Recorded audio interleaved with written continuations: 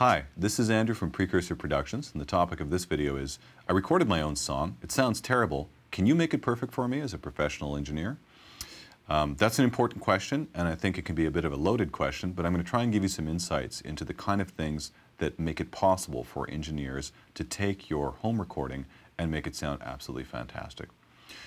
In the process of audio production, we have this concept called source quality rule.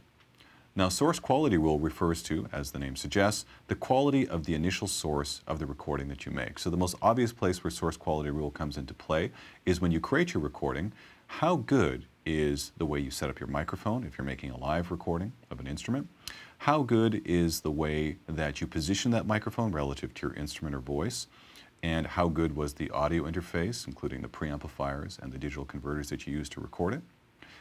Did you set things right on the actual audio interface and within your software to record it properly? All of these different things are very important factors, because you can have the best gear in the world. If you don't know how to set it up and use it right, you can still make a terrible recording. And I think a lot of people think that really great expensive gear automatically equals a great recording, and that's just not the case. So learning how to use your equipment, whether it's world-class gear or something that's a little bit more modest, that's the really important part, that you know how to use it. And I can let you in on a hint, even inexpensive computers, software, and sound cards nowadays, if you know how to use them right, are very, very capable of making a world-class recording from a source quality rule perspective. Now, obviously it's important to learn as much as you can about your gear and how to use it to do that type of recording.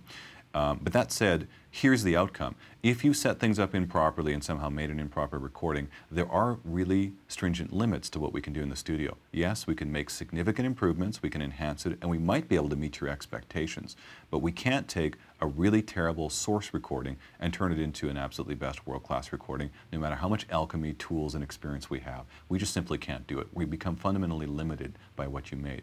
Now, I want to actually add one more point in here, is that a recording nowadays could be a MIDI recording, sequencing virtual instruments, for example, or synths, and those sources need to be high quality as well, too. There are a range of quality of different types of even virtual or digital instruments out there, and assuming that you're triggering them either from outboard gear or within software samplers and sort of synths, there are still some that sound better than others, and those choices are actually really important to the recording process as well, too.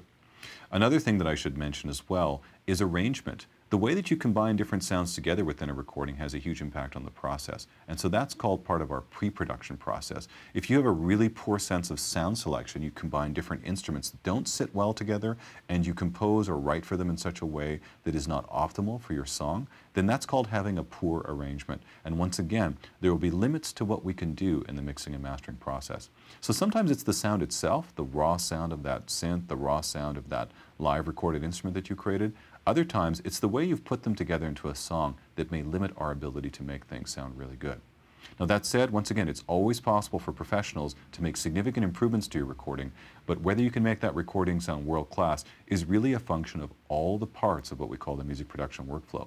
So that's about you getting educated or hiring a professional producer to guide you through pre-production, the recording process, mixing, and mastering.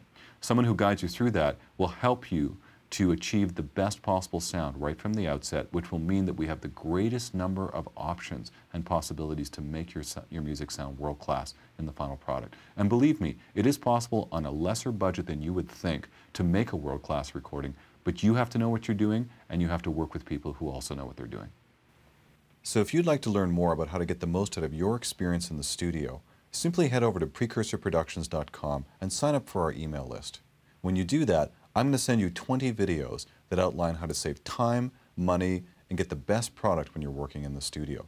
I'm also going to offer you 10% off of any of our professional audio production services.